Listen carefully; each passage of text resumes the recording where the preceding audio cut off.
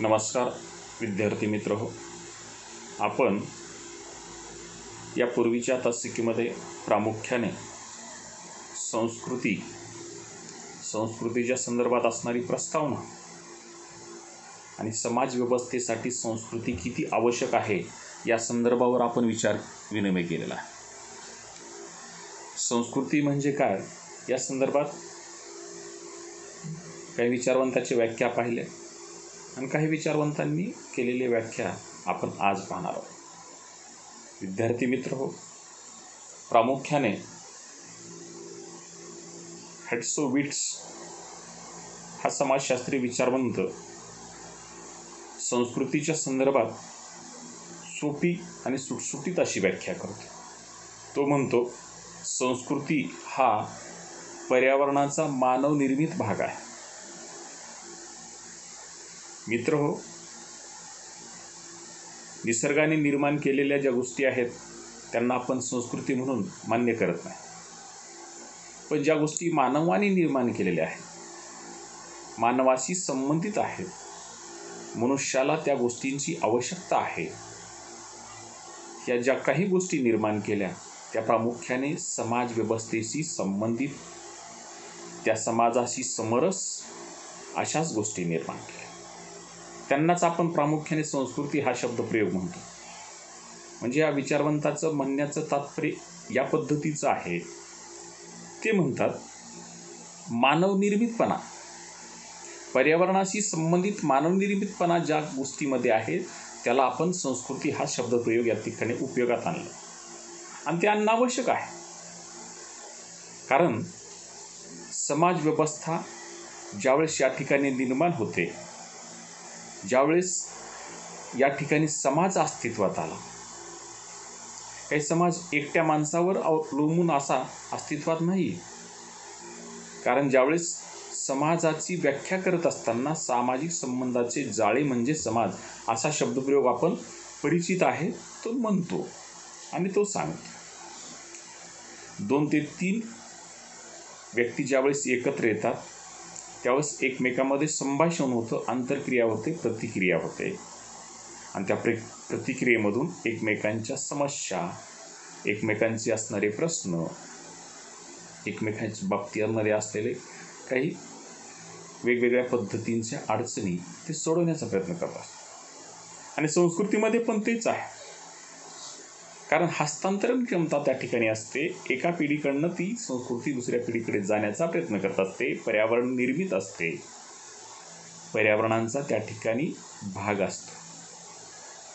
असाच शब्दप्रयोग हेड्सोविट्स या विचारवंतांनी मांडण्याचा प्रयत्न केला आहे. अशाच पद्धतीचं प्रामुख्याने दुसरी आणि शेवटची व्याख्या आपण त्या ठिकाणी पाहणार आहोत. ती व्याख्या आहे विलज या विचारवंताची. ते म्हणतात, अनेक लोकांना समान झालेल्या आणि ज्यांचे लोकांकडून आपल्या मुलांकडे संक्रमण होते, ती कौशल्य, श्रद्धा, ज्ञान आणि उत्पादन वस्तू अशा सर्व गोष्टींचा समावेश प्रामुख्याने संस्कृतीमध्ये. जसं हेड्सोविट या समाजशास्त्रीय विचारवंतांनी व्याख्या केलेली आहे त्याच पद्धतीची या विचारवंतांनी देखील व्याख्या करण्याचा प्रयत्न केला आहे. ते म्हणतात, एखादी मूल्य आहे, एखादी श्रद्धा आहे, एखादी उत्पादित वस्तू आहे, ती उत्पादित वस्तू किंवा ती श्रद्धा, ती किंवा मूल्य प्रामुख्याने एका समाज व्यवस्थेकडने दुसऱ्याकडे किंवा एका पिढीकडनं दुसऱ्याकडे हस्तांतरित करायचं, त्याला आपण शब्दप्रयोग म्हणतो की संस्कृती असते. आणि या सगळ्याच गोष्टींचा समावेश प्रामुख्याने संस्कृतीमध्ये. अशा काही गोष्टी ज्या समाज व्यवस्थेमध्ये आहेत त्या बाबतीमध्ये काही समाजशास्त्रीय विचारवंतांनी वेगवेगळ्या पद्धतीनं मांडण्याचा प्रयत्न केला आहे. स्वतःच्या मतानुसार विचार मांडण्याचा त्या ठिकाणी प्रयत्न केला. या बाबतीमध्ये आपण प्रास्ताविकेमध्ये पाहिलेलं आहे. समाज व्यवस्थेला संस्कृतीची किती आवश्यकता आहे या संदर्भामध्ये देखील पाहिलेलं आहे. आणि आज प्रामुख्याने काही उर्वरित ज्या काही समाजशास्त्रीय विचारवंतांनी व्याख्या केलेल्या आहेत त्या व्याख्या सांगण्याचा देखील आपण त्या ठिकाणी प्रयत्न केला आहे. समाज व्यवस्था कशी टिकली पाहिजे, समाजामध्ये घडून आलेली काही वेगवेगळ्या पद्धतीची संस्कृतीची उत्पादित काही आदर्श आहेत ते आपण नवीन पिढीला सांगण्याचा प्रयत्न करत असतो. याचाही काही मतितार्थ त्यांनी त्या समाजशास्त्रीय विचारवंतांनी त्या ठिकाणी मांडला, तो विचार विनिमय केला, तो सांगण्याचा प्रयत्न केला. याही गोष्टीचा त्या ठिकाणी आपण उदाहरणादाखल व्याख्येमध्ये काही समाजशास्त्रीय विचारवंतांनी सांगण्याचा प्रयत्न केला, तो सांगितला. यानंतरचा जो भाग येतो ते संस्कृतीची काही वैशिष्ट्ये आहेत. याचाही विचार आपण आजच्या तासिकेमध्ये करणार आहोत.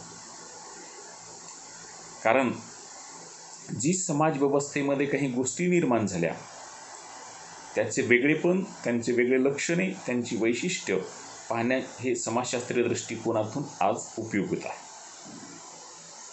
कारण विद्यार्थी मित्र हे सगळं पाहत असताना संस्कृती खरोखर समाज व्यवस्थेच्या आदर्शासाठी, समाज व्यवस्था टिकवण्यासाठी या ठिकाणी निर्माण झालेली आहे हे आपलं तर मान्य करावंच लागेल. पण संस्कृतीचं एक वेगळेपण, संस्कृतीचा एक ठेवा, संस्कृतीची लक्षणे याचाही अभ्यास आपल्याला या ठिकाणी करावा लागणार आहे. ते करणं प्राप्त आहे. तर पहिलं वैशिष्ट्य आहे मानवनिर्मित असते. संस्कृती ही मानवनिर्मित असते. निसर्गनिर्मित ज्या गोष्टी या ठिकाणी निर्माण झाल्यात त्याला संस्कृती असा शब्दप्रयोग म्हणायचा नाही. कारण मी सांगेन मानवाने निर्माण केलेल्या वस्तू निर्मिती म्हणजे संस्कृती.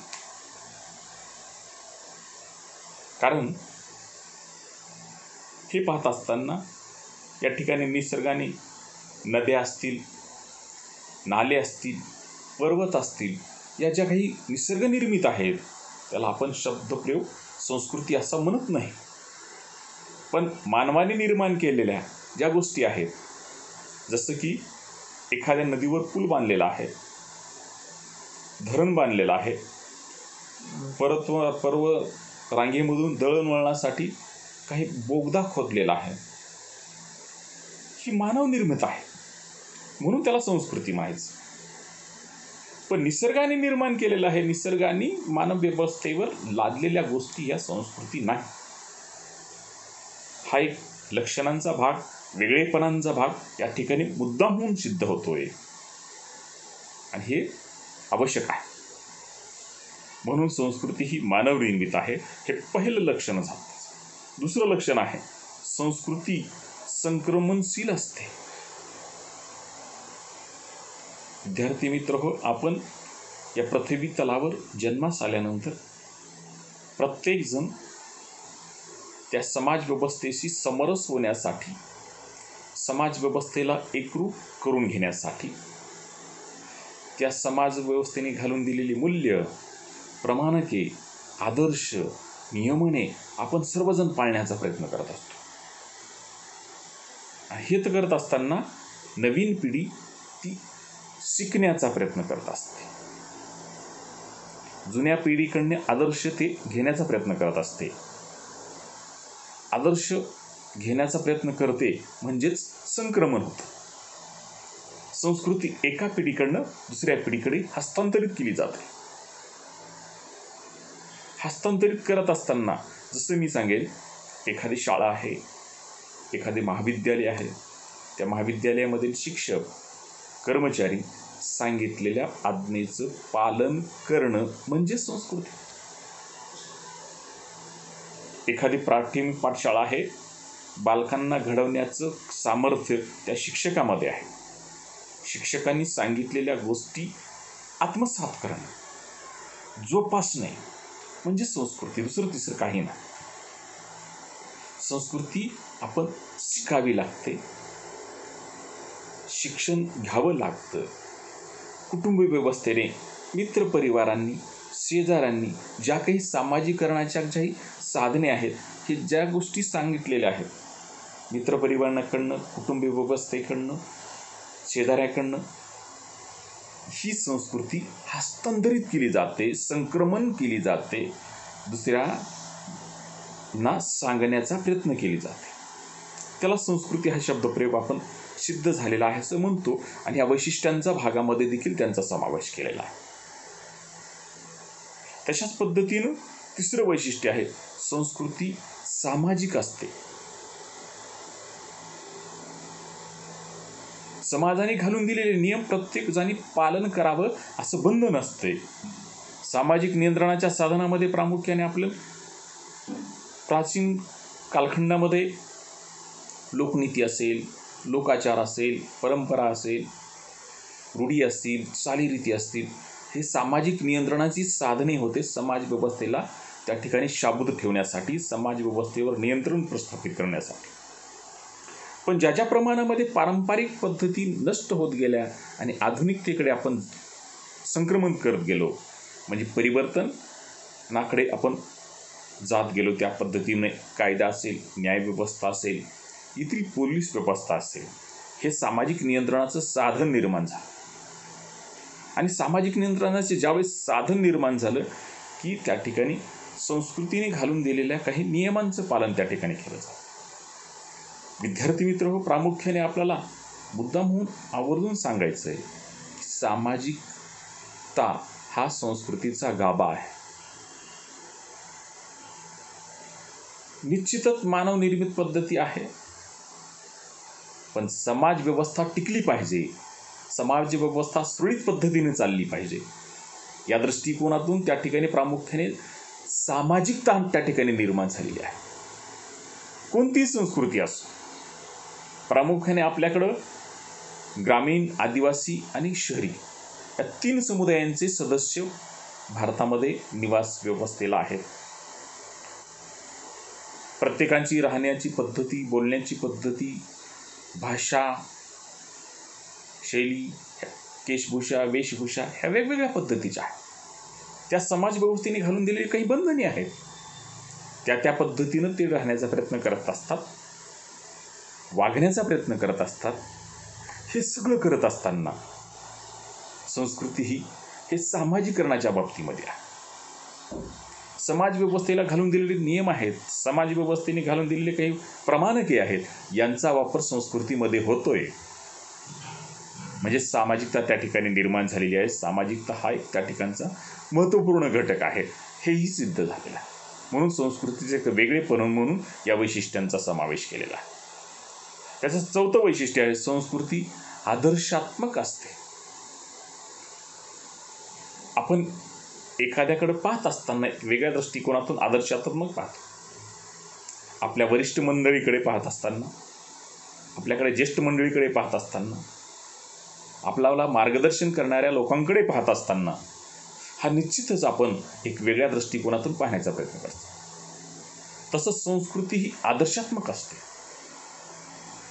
संस्कृतीने घालून दिलेल्या नियमांचं पालन प्रत्येकाने करावं असं अपेक्षित असतं, आणि जो करत नाही त्याला त्या समाज व्यवस्थेकडनं दूर केलं जाते. हा संस्कृतीचा एक भाग आहे. प्रत्येक समाज व्यवस्थेची आदर्शात्मक संस्कृती असते. प्रत्येक जण त्या पद्धतीनं वागण्याचा प्रयत्न करत असतो.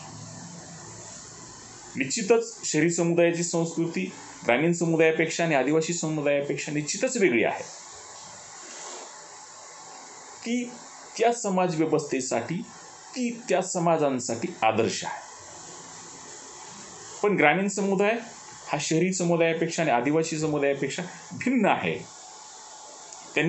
त्यांची संस्कृती ही दोन्ही समुदायापेक्षा वेगळी आहे, म्हणजे त्यांच्या दृष्टिकोनातून ती आदर्श आहे. आदर्शात्मक पद्धतीनं त्या ठिकाणी वागण्याचा प्रत्येकजण प्रयत्न करत असतो. तो त्या ठिकाणचा घटक महत्त्वपूर्ण आहे. म्हणून ग्रामीण समुदाय असेल, नागरी समुदाय असेल आणि आदिवासी समुदाय असेल, या तिन्ही समुदायांची संस्कृती निश्चितच एकमेकापेक्षा भिन्न आहे, वेगळी आहे. त्या पद्धतीनं प्रत्येकजण वागण्याचा प्रयत्न करत असतो. हा एक त्या दृष्टिकोनातून त्या ठिकाणी महत्त्वपूर्ण घटक आहे. म्हणून आदर्शात्मक संस्कृती हा प्रत्येक समाजांचा वेगळेपण त्या ठिकाणी जाणवत असतं आणि ते निश्चित आहे. हा झाला त्या ठिकाणचा 4था वैशिष्ट्यांचा भाग. 5वा वैशिष्ट्याचा भाग आहे, संस्कृतीला स्वातंत्र्य अस्तित्व असतं. संस्कृती ही निश्चितच एकमेकापेक्षा वेगळी आहे. आपण जसं म्हणतोय तशा पद्धतीनं स्वातंत्र्य अस्तित्व आहे. संस्कृतीला कोणाचं असं बंधन नाही ते आदिवासी असेल, ग्रामीण असेल, नागरी असेल, तिन्ही समुदायामध्ये असणारी संस्कृती निश्चितच वेगळेपण आहे. त्यांचा आदर्श जोपासण्याचा प्रत्येकजण प्रयत्न करत असतोय. पण हे सर्व करत असताना स्वतंत्र प्रत्येकाला अस्तित्व आहे. जसं प्रत्येकाला व्यक्तिमत्व सिद्ध करण्यासाठी, जसं हे करत असताना व्यक्तीचं व्यक्तिमत्व सिद्ध करण्यासाठी, व्यक्तिमत्वाचा विकास साधण्यासाठी कशा पद्धतीनं वागायचं स्वातंत्र्य त्या ठिकाणी आहे, पण समाज व्यवस्थेशी संबंधित असलं पाहिजे. आणि समाज व्यवस्थेशी ज्यावेळेस संबंधित एखादी व्यक्तिमत्व असत नाही त्यावेळेस समाजापासून त्याला दूर जावं लागतं. तसं प्रत्येक संस्कृतीला निश्चितच वेगळे स्वातंत्र्य त्या ठिकाणी निर्माण झालेलं आहे. जसं मी आत्ता सांगितल्या पद्धतीनं ग्रामीण समाज, आदिवासी समाज आणि शहरी समाज ही वेगळी संस्कृती आहे. तसं स्वातंत्र्य त्या ठिकाणी अस्तित्व आहे. स्वातंत्र्याचं आभारित राखण्याचा प्रत्येक जण प्रयत्न करत असतो. ह्या ठिकाणचा एक मथित अर्थ आहे आणि तो एक भाग आहे. तशाच पद्धतीनं संस्कृती परिवर्तनशील आहे. प्रत्येकाला शिक्षण घेतल्यानंतर नाविन्यपूर्ण संस्कृती स्वीकारण्याचा अधिकार आहे. प्रत्येकजण तो स्वीकारण्याचा प्रयत्न करत असतो. आणि हे करत असताना संस्कृती ही प्रामुख्याने परिवर्तनशील आहे.